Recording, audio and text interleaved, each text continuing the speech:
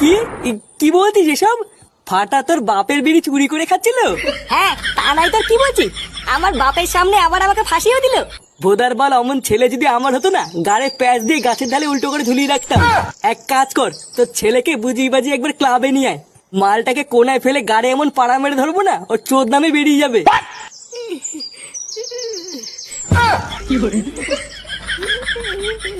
এ কি রে, আইসক্রিম আনতে গিয়ে মনে হচ্ছে সেটা ভাঙা চোদন খেয়েছিস। পল্টুদা, ওই চোদনা লালটু আমাকে ধরে মেরেছে।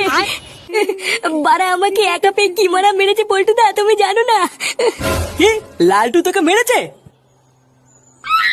বোকাচোদা, লালটু আমাদের ক্লাবের সদস্যর গায়ে হাত দিয়েছে?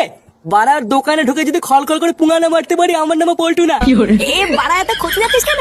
আগে কি হয়েছে পুরোটা শোন। হ্যাঁ, কি হয়েছে বাড়া খুলে বলতো। আর বলো না পল্টুদা, ওই ফুটুর ঢামনা চোদা ছেলের জন্য লালটু আমাকে ধরে মেরেছে। কি হয়েছে আমার ছেলের জন্য মানে? হ্যাঁ, তোর ওটা ছেলে না রে, ওটা একটা পাকা শান্তির ছেলে। জানো পল্টুদা, চোদ্দাটা লালটুর দোকান থেকে বাকিতে আইসক্রিম খেয়ে লালটুকে মারার চোদ বলে পালিয়েছে। আর আমি যেই বলেছি আমি ওকে চিনি, লালটু আমাকে ফালতু ফালতু কেলিয়ে দিল। সেগো মারানিটা তাহলে এতবার মেরেছে?